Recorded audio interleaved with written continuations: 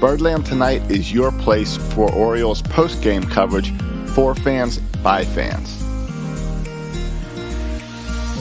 All of the hosts on Birdland Tonight are Oriole fans that are either writing blogs or doing podcasts about Orioles. Head on over to birdlandtonight.com to learn more about the hosts and other shows and websites that they're a part of. And head on over to Twitter, YouTube, Facebook, and Twitch and subscribe, follow, or like, whatever the appropriate thing is, to Birdland Sports. Finally, share, retweet, and tell your friends about Birdland Tonight so that we're all joined into the conversation after every Orioles game this year. We'll see you guys in just a couple minutes. Head on over to the comment sections on Facebook and Twitch and YouTube to start interacting now. We'll see you soon.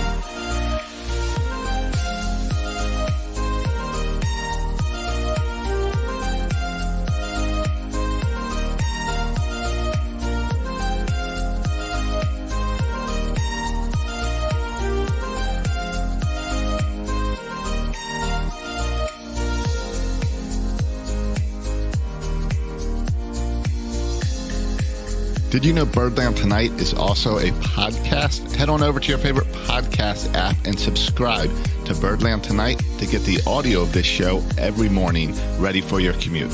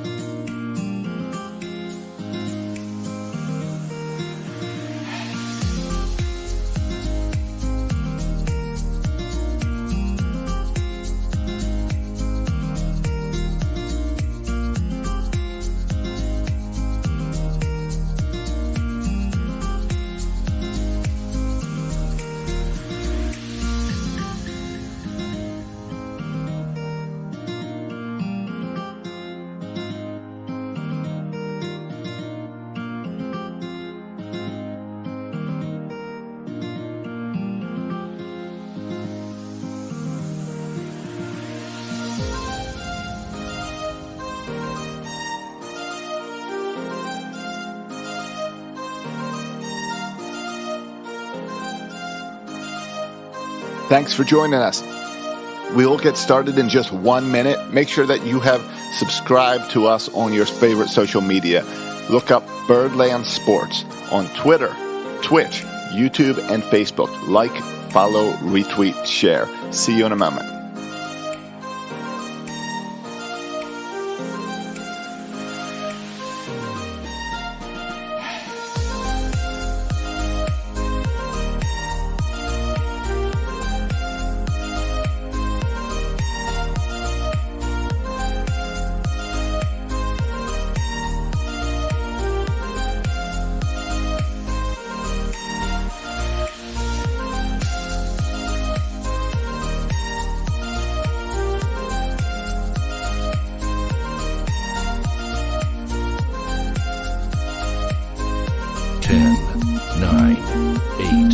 Seven, 6, 5, 4, 3, 2, 1.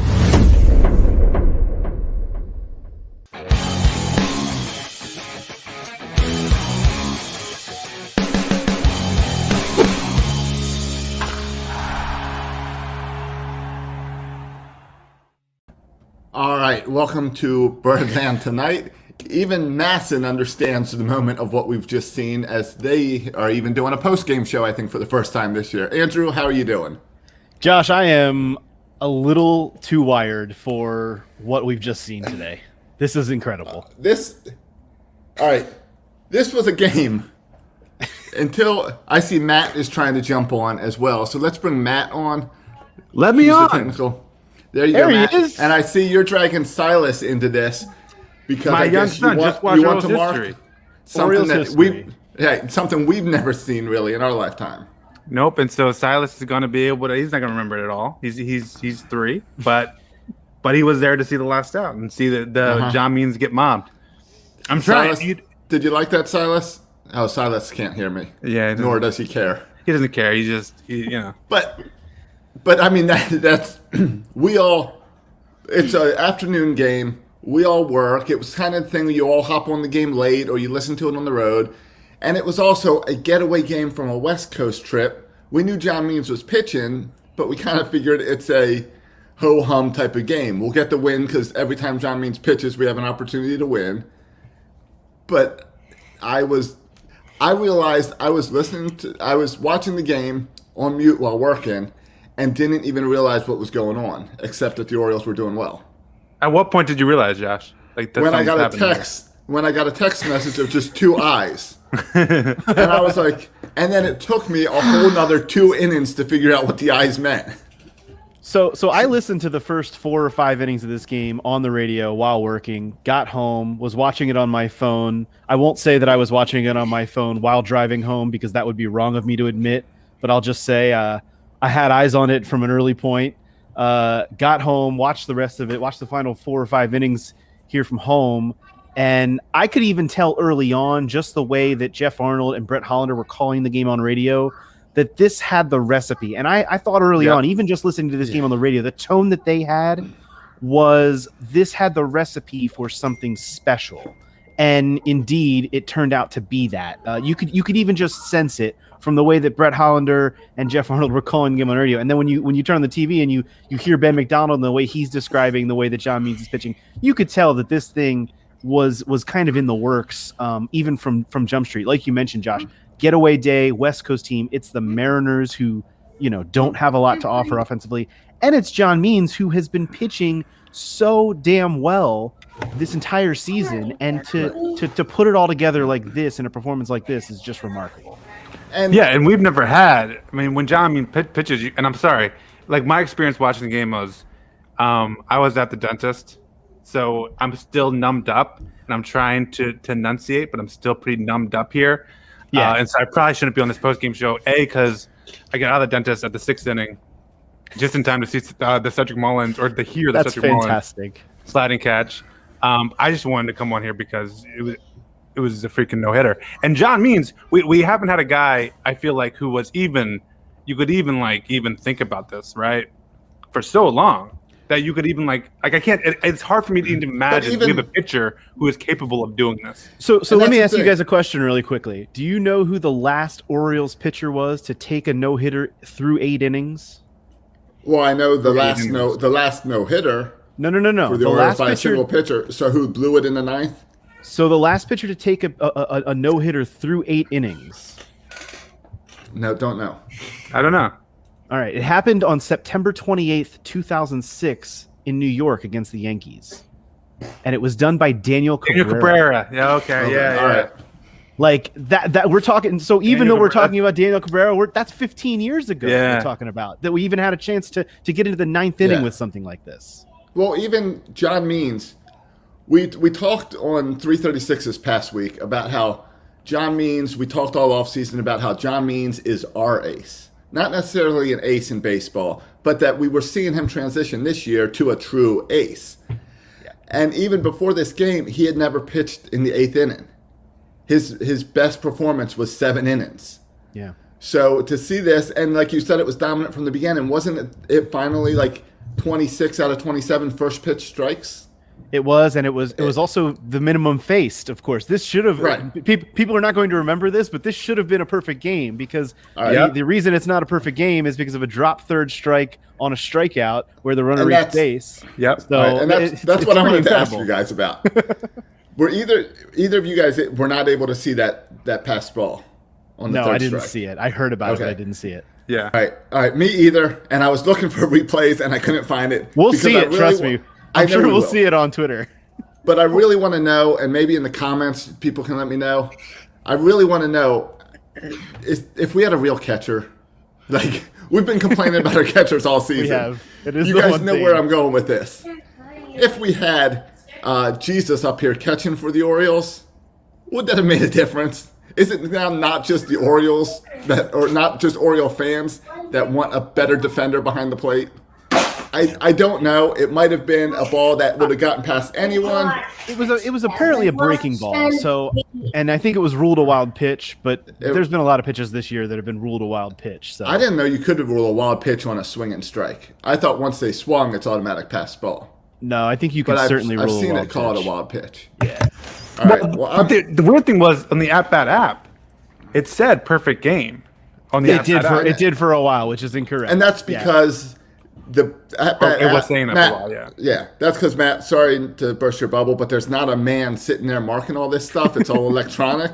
So the electronic scoreboard thing just sees that guy was a strikeout, and then because he was thrown out at second base, he's not even registered in the computer. So they saw it as a perfect game in the computer.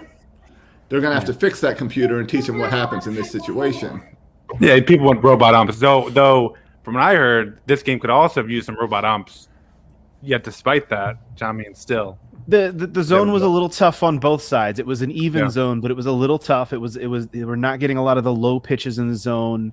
But this is from Elias Sports. This is an interesting stat here. This is the first non-perfect no-hitter in which the team did not record a walk, hit by pitch, or an error. So it's the only time. This is the only time a perfect game has been broken up by a runner reaching on a pass ball third strike or wild pitch third strike. Well, then I'll excuse the app for being confused. Of course, yeah. This is the first time in history. That's according to Elias. So that's pretty remarkable as well. That's wild. So it's the last single pitcher no hitter by an Oriole pitcher since Jim Palmer in 1969. Yep. So before all of us. So what's interesting about that no hitter too is John Means, we're talking about he faced the minimum today. He faced 27 batters. How many batters do you think Jim Palmer had to face in that game? He faced 35. There were 6 walks and 2 errors by his defense behind him in that game. But it was still a no hitter. Come on, we all wish Jim Palmer was on the call today. As much as we love Ben McDonald, we would all have wanted Jim Palmer on that call. Well, and I'm sure Jim Palmer is very proud of having watched John Means do what he did today. But you're right. The first one-man no-hitter since then. The first no-hitter for the Orioles since 91, I believe, was the last. That was a combined 91 no-hitter, was the combined no-hitter with I think it was Bob Milwaukee, and then eventually closed out with Greg Olson. I'm gonna hop off, guys. I can't feel the rest out of my face, and my kids are going wild. But hey, guys, it's all history. Awesome. History. Yeah, it's crazy. All right. And all right. So the other stats is last complete game shutout by the Orioles was 2017 with Dylan Bundy against the Mariners. And then, like I said earlier, John Means has made it through the 7th inning 9 times, but we've always pulled him. Right. So really special. There was Cy Young rumblings starting this week about John Means, and I mean now it's like, okay, now I guess we got to talk about it.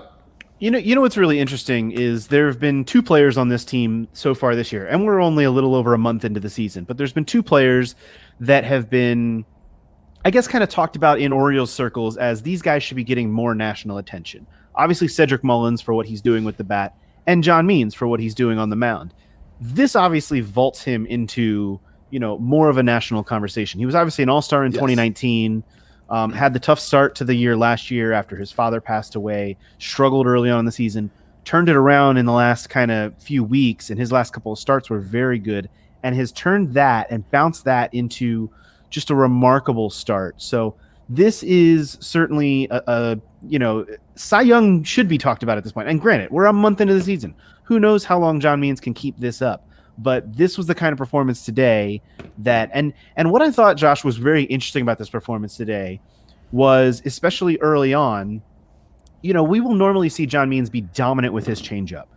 Early on in this game, he actually was pounding the fastball, and he was throwing breaking balls as like first pitch strikes, just to get me over breaking ball, and was then pounding the fastball and working it inside. It wasn't until later in the game when he really featured his changeup, which is obviously his best pitch and his strikeout pitch. And he got into a couple of full counts in this game where he needed a pitch, and he went back to that changeup. We're talking like 6th, 7th, 8th inning, where he really needed a pitch to get out of an at bat, and he went back to the changeup, but he reserved it till late in the game. I thought that was really interesting, and it just a slightly different approach for Means today, which was really crucial. Yeah, and it feels like a veteran approach of saving that ball that's not as hard for when you're a little low on energy, when it's getting later, to save that for something different. After they've seen the fastball after fastball after fastball, that's a veteran approach to not keep throwing your best pitch, to have this to lean back on. And he got 12 strikeouts today. Yeah, so which I believe ties his career high. I think that ties his career high. I don't probably lowered his ERA to 1.37. That might put him as the top in baseball. I'd have to check those stats. It's been a few days since I've checked. Yeah. But it's incredible. He came in with like a 1.7 ERA, and you're thinking, well, that's really, really good. And he lowers it by, 23 points or something. Right. It's just it's unbelievable. Abby is pointing over on Twitch that Cy Young threw the first perfect game of the modern era 117 years ago today on May 5th, 1904. How about that? That's pretty cool. I mean, this afternoon, I was lined up to do Birdland Tonight all by myself. So I've done a lot of Birdland Tonights in the past week. I've done most of this series, thankfully not the 2 10 o'clock games, because I was asleep before they ended. Same. But, so even though I'm on the West Coast, same. Right. So I was coming into this afternoon, kind of processing and thinking, like, what's the angle here? The Orioles had a great West Coast, no matter how today's game went. And I was going to lean on the run differential. And the fact that the Orioles' run differential is really showing how there's a mismatch between our top pitchers and our bottom pitchers, where we're having these blowout games when we lose and we're winning tight games, and how that is the difference between Boston. But I don't even care about the run differential right now. I look, it's -6. We've won 5 out of the last 7 games. We've got 11 road wins now, which is the most in baseball. I mean, incredible. What happened to this dumpster fire? This team was the laughing stock of Major League Baseball going into the season. Well, and it's really funny that we're still talking about this, and this is still a team that's sitting in the cellar of the American League East. Like, they are still not like a great team or anything, but they're playing good baseball. They're coming off a 4-2 road trip right now, and we're starting to see a little bit of just better at bats, because, like, let's be honest, when we came into the season, we all thought it was going to be the offense that helped this team win games. We talked in spring training about we're going to see a lot of 12-10, 11-8 games from this team this year, win or loss. And instead, we're seeing, obviously great pitching from John Means, some decent pitching from Matt Harvey. The rest of it has been a mystery. The bullpen has been very good, but the offense has struggled. And now we're starting to see a little bit, at least here on this road trip. And granted, it's always interesting to go out west and play teams like Oakland and Seattle in these scenarios, but we're seeing some offense come around a little bit. I mean, Pat Vallejo, of all guys, had a really good road trip. We've seen Trey Mancini pick it up. His average is up over 250 right now. He hit a rocket of a 3-run homer in this one today to kind of put the game away. The obvious drama was not put away by that, but the game was pretty much put away when the Orioles went up 6-0. And I think that's important to point out too, that pretty late into this game, the Orioles did not get that 3-run homer until the 8th inning. This was a 2-run ball game for the majority of it. They tacked on a 3rd in the 7th, but at 3-0, you're still, John Means is still having to pitch in a baseball game. It's not like he had a no-hitter going in a blowout until the very end. So I thought that was crucial as well, that the offense was able to come through and get him some insurance runs late. Now, I'll say I don't like the habit the Orioles started to kind of build this road trip of scoring in the 8th inning. I'd like to score those runs early in the game. But you're right. It was a 2-0, then a 2-0 game through 7, then 3-0 until the 8th they finally opened it up. A 2-0 game can fall apart at any moment. So it is. It wasn't like he could coast and relax. It was a big game for John Means. I am really curious to see how the Orioles handle this. Do they build on this? What happens now when they come home? Because it doesn't get easy coming home. They come home to Boston, who's the top. Now, what you mentioned, Boston's at the top. We're at the bottom of the AL East. The AL East is really weird. It is very because weird. It shifts because the Orioles are from top 3.5 to games every day. Yeah, they're 3.5 games out of first place, but they're in last place. So you're right. It's very strange. And And and the number of games they've played. Like Toronto has only played 28 games. Toronto's behind okay, the amount of games on everyone. by a couple games. Yeah, and to be honest, Josh, none of that to on a day like today matters. Like, and it Right. probably won't matter a month from now or 2 months from now. Today is about like just It's about John Means. it's about John Means, and it's about- about basking in kind of what is like really enjoyable. Here's what I'm going to be interested to see. So the Orioles have an off day tomorrow. They do not play on Thursday. They get the 4-game wraparound series against Boston at home this weekend, Friday, Saturday, Sunday, and then Monday. Right. So that weird Monday. That weird Monday that's stuck in there. Then they do a weird 2-game stint up in New York against the Mets. As of right now, John Means is not scheduled to pitch at home. He's not scheduled. He's scheduled to pitch that first game of the Mets series. So he's skipping. Tuesday. Right. So because of the off day, I guess they conceivably could pitch him on Monday at home if they wanted to. Sorry, John Means. But the fans will cheer right you. Yeah. Let him do a ceremonial first pitch. Yeah, but he would not be returning home until probably the following Tuesday against Tampa. Or perhaps that Sunday against New York. We'll have to see. But like, I'm interested to see, despite a limited capacity crowd, what kind of ovation this guy gets when he comes back, because it should be a hero's welcome, and it'll be really cool to see. Yes. Now, I don't care about him pitching at home because we've seen when you screw with people's rest days. Oh yeah, no, I'm not suggesting they do anything like that. Now the Orioles also, remember just a couple weeks ago they did this whole thing with sending Creamer down because they don't need a fifth pitcher, but then we got Wade LeBlanc because we do need a fifth pitcher. Right. The Orioles just did this with Zimmerman, where they sent Zimmerman down because we have Thursday off. So I don't know what that means. Yeah, we'll have to see if we get to see what comes about. Avi points out as well that Means had 12 strikeouts last September against Tampa, but that was only in 5 2/3 innings pitched. That was the game where he struck out 7 in a row at one point, I believe. Yes. So that inflated that number for sure, which is, credit to him, and he struck out more in fewer innings. But yeah, tied a career high today with the 12 strikeouts in a no-hitter. I can't really still believe that we're talking about a no-hitter. It's so cool that this happened today. And I liked that in that 8th inning, John Means sitting on the bench, 8th, 9th inning, we weren't doing the cold, nobody talked to him, nobody go near him.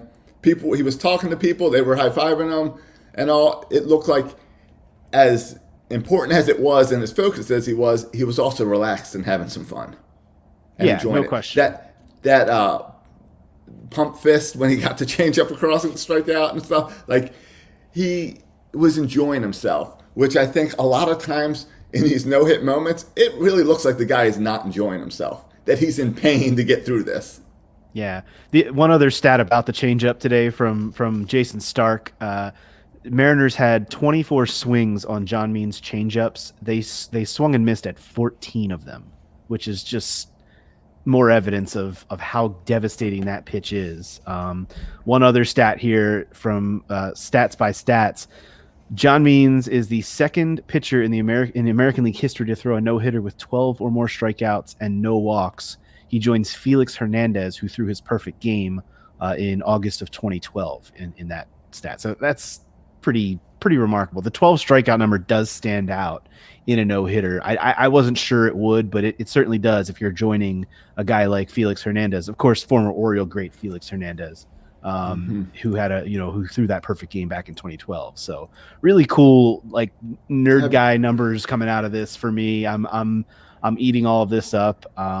There's also a quote here from Means on the TV broadcast, which obviously we weren't listening to because we're talking to each other. But Means spoke after the game about his father, Alan, who died of cancer last year, and talked about how he felt that he was back there telling him what pitch to throw today, and you can tell it really meant a lot to him to be able to come back. And of course, in that shortened season last year, even John Means doesn't listen to Severino. Yeah, exactly. Severino. Yeah, he was listening to his father today too, and I also think it's a really cool thing to point out today. Obviously, the Oriole family at large lost Ray Miller, who passed away, the former pitching coach and manager. kind of an interesting tribute to Ray Miller's life, a no-hitter on the day that he passes, which I just think is kind of serendipitous and wonderful all in the same. Have you ever attended a no-hitter?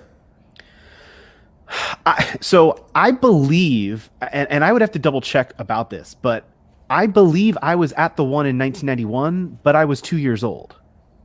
Okay. I think I was at the combined no-hitter in 1991 at Memorial Stadium, but I was a 2-year-old, so I have no recollection of it. I'm fairly certain that I was in my dad's arms at that game. I think he's told that story before. Yeah. So I believe that that's the only one that I've attended. So the answer is ostensibly yes, but not really. Right.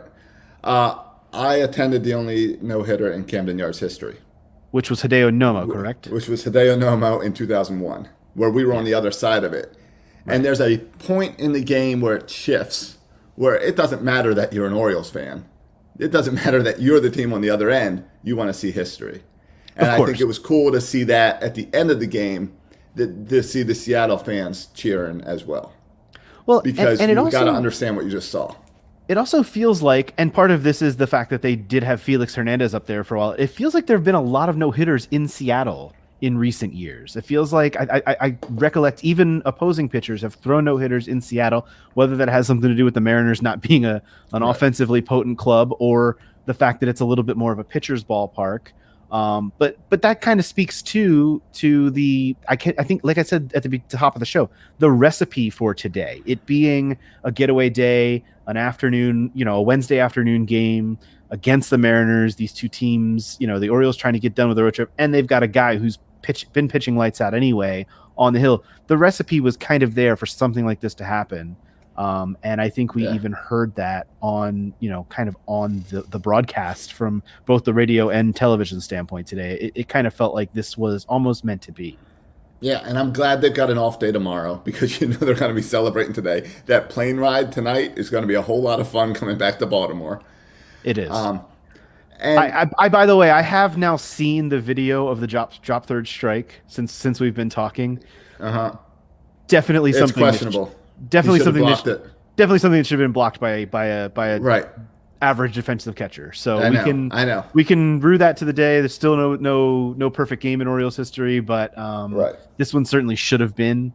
But we can still celebrate it as a remarkable achievement because facing the minimum in any game, despite it not being a no-hitter, is truly remarkable. Yeah. And you know what, John Means, you've got something to work on. So I think the perfect game.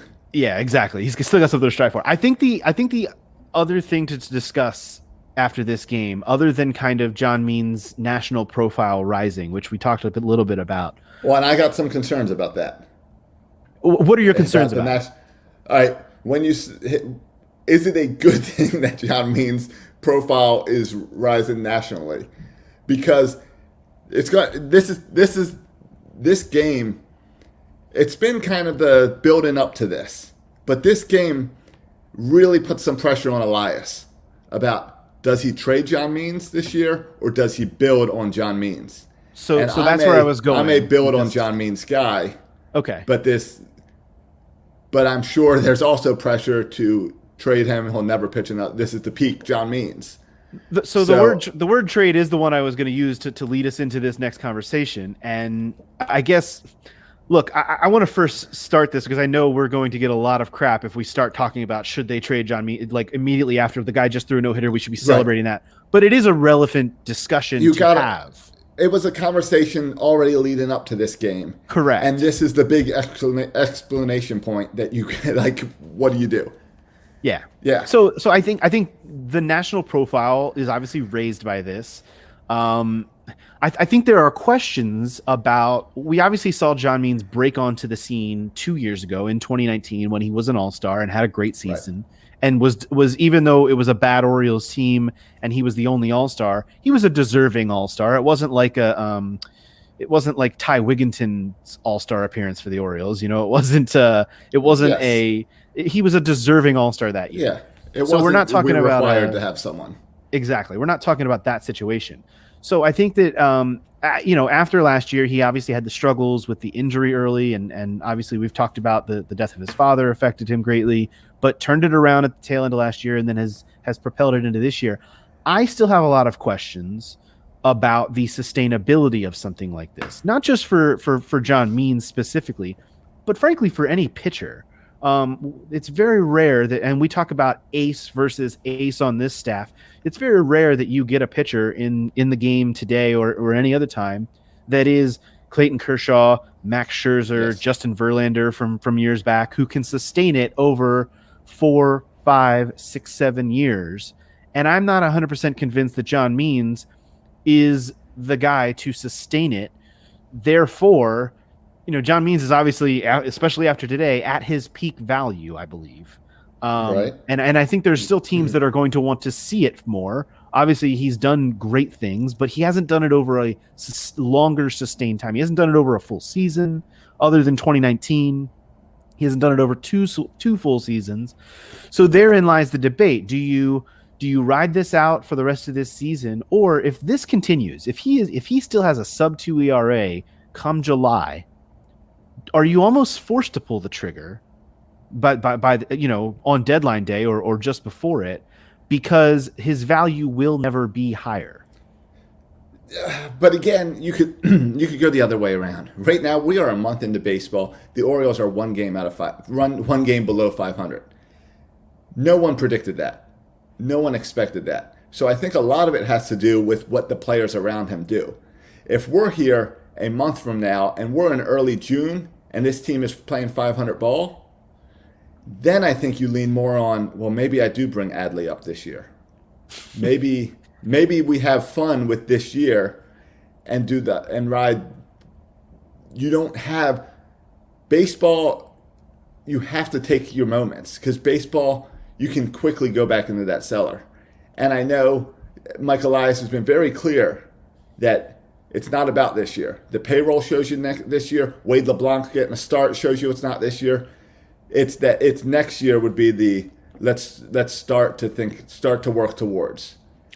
But I agree with you about the taking, June, and you got to consider it. I agree with you about taking your chances to win when you have them. I completely agree with that. But I don't think another month and a half tells you whether or not you have the long-term sustainability. And I foresee a scenario that's much more likely that the Orioles still get great pitching out of John Means. Let's say he has a 1.85 ERA come middle of July, but the Orioles are still sitting 4th or 5th in the division and not hovering around 500. Let's say they are. That's the more likely scenario. Right. And let's say they're 15, 16 games under 500 at that point, and this is not going to be a winning season. It's not going to be a 500 season for this team, but you still got this guy who every fifth day is giving you a really good opportunity to win. And let's say they're winning about half of those games for him. I think at that point, you really have to consider, does his value get any higher, and do you pull the trigger on, because let's go down that path. I see it the other way, as okay, well, John Means has proven he can do this. I want to win in 2023. So at 2023, John is still in arbitration levels. I'm not going to get a pitcher of the caliber I'm seeing now at that price. So I think teams are holding back prospects, and I don't think you're going to get the type of prospects that we all think a Cy Young caliber pitcher would get for John Means this year. Yeah, but I also think you have to consider the fact that in another 2 years, John Means is on the wrong side of 30, and is there the ability to sustain what he's doing now for another 2 years? I think all of those are things that you've just got to, they've all got to be factored. And I'm glad that I'm not Mike Elias and have to make those difficult decisions. Right. And Mike Elias has to balance that, because if you keep him and he struggles and he isn't a top of the rotation guy, he becomes a bottom of the rotation guy, you live with that. If you trade him and he becomes Max Scherzer, you're gonna forever regret that move, no matter what type of prospects you got back. Well, I think you are and you aren't, because if you get the prospects back, because I'm of the belief that this is not a team that is calling Adley Rutschman and Gunnar Henderson and DL Hall up from competing. I think they need a lot more than what they have in the system right now, and I think that that's going to take time to produce through the draft and through development. And I think that if you can perhaps accelerate that timeline by getting a 4 or 5 prospect haul for, one of your big pieces right now, I think that's the way that you accelerate that timeline to perhaps 2023. Because right now, Right. I'm in the minority on this, but I think the timeline is more like 2025 for this team at the right. earliest. And I think and Major League Baseball, their little stat computer thing says 2027. Right. I don't like rebuilding teams. I think a 5-year rebuild is ridiculous. Well, no And one I think does. No one likes right, but I think a 5-year rebuild like that is unfair to your team. Now, I went through the 14 years of crap. Yeah. So I understand that. I also think that this team has potential, that we had that, 40 million payroll this year. That with bringing up the guys we have and then spending some money, we can get right back there. I tend to agree. I think that the timing of that has to be, it has to be right. And I continue to try to remind people that this is really, for all intents and purposes, this is only the second year of this rebuild, because you count 2019. I don't count 2018 because that's not when, Mike Elias didn't make those. I count 2019, 20. I do count 2020 though. So I think 2020 is counted, but there's a major asterisk on it, obviously, because there was no minor league baseball. There was no opportunity for development. It was it wasn't a sham season. It was a season that happened, but it's tough to really count it. It's really been 1.5 years of this rebuild. It hasn't been, and a lot of people want to say it's been 3, which I just think is tough to put on them. No, I put it on the date starting that Mike Elias shows up. That's what I do too. I do not put it on when we traded Manny Machado or Zach Britton or whatever. Anything Dan Duquette did is not part of this rebuild. Right. It's from when Mike Elias showed up that November. And obviously that Machado trade didn't really net them a whole heck of a lot in terms of kicking the rebuild off in the right way. Right. And that's why I'm hesitant about trading Zach Britton. Not Zach Britton. Zach Britton didn't bring much either, but trading John Means. Because I don't think teams give you their top prospects like they used to. Well, the Machado deal was a little different, though, because he was coming to the end of a contract, and it was almost a deal that was forced upon them. So the Means would be a little bit different than that. I think you can really get some high-level stuff from a team for John Means if this trend continues. Yeah. Which we would all hope for. But I do count 2020 in the rebuild because of that focus training they were doing in Bowie, which we saw really help players like Cedric Mullins and DJ Stewart, who look like they are part of the future of this team. And even some pitching prospects there. So because of that, I do count 2020. Because right now, I'm very comfortable with our outfield as far as a future team and a stable players. I am comfortable with the outfield. I'm not comfortable with the most of the infield.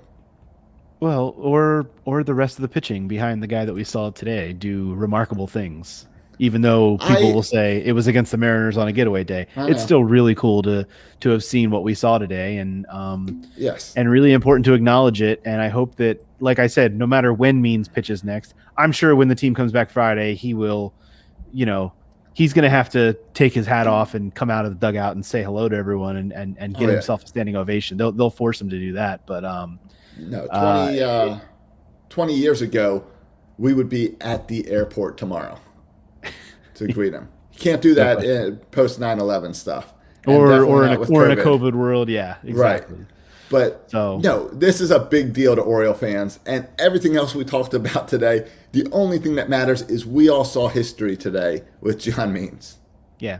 Well, and I think the other cool thing is not only do we see history, but as Orioles fans who have been kind of put in a position to just take what we get from this team in recent years and have to find the joy, we all got to see a little bit and find a little bit of joy today in watching this. I mean, it obviously doesn't. It's not the equivalent of winning a playoff series or winning a World Series, but this kind of felt special today. It kind of felt watching it like you were really on the edge of your seat for Orioles baseball, and not just for a May 5th afternoon game in Seattle. Like, it felt more important because you wanted to see this guy who has come through the system and worked his way, worked his butt off to get to this point and has been so darn good.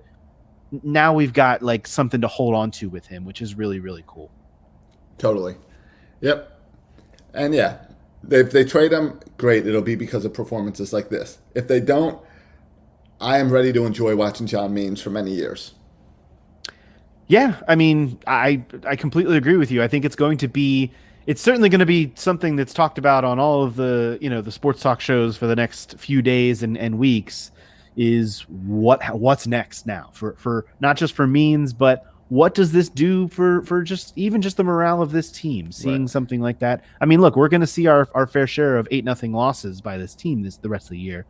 But I think we're also going to see our fair share of moments similar to this one, which give us some joy and bring us some happiness, which is kind of what we go to baseball for anyway. Yeah. Yeah. I mean, we're a month in and I'm still enjoying watching these guys. Yeah. So, all right. If you are listening to the Birdland Tonight podcast form, thank you. I apologize that today's title has a spoiler in it, because I get all the feedback that you don't want spoilers in your titles, just the game number. But there's no way I'm not putting John Means no-hitter as the title for this episode. I have a feeling that folks who listen on the podcast will have heard that. I would think so. Something special happened. But I'm apologizing. No need to send me the feedback. No more spoilers after this, unless stuff like this happens. Yeah. This is a really special moment. Andrew, thanks for hopping on and joining me today. It was my pleasure, Josh. I was not going to miss an opportunity to talk about some history, some Orioles history, which, as everyone knows, I am a fan of. Yep. Where were you when John Means pitched it? We get to tell our kids. We were right here. Exactly. Cheers. All right. We'll talk later.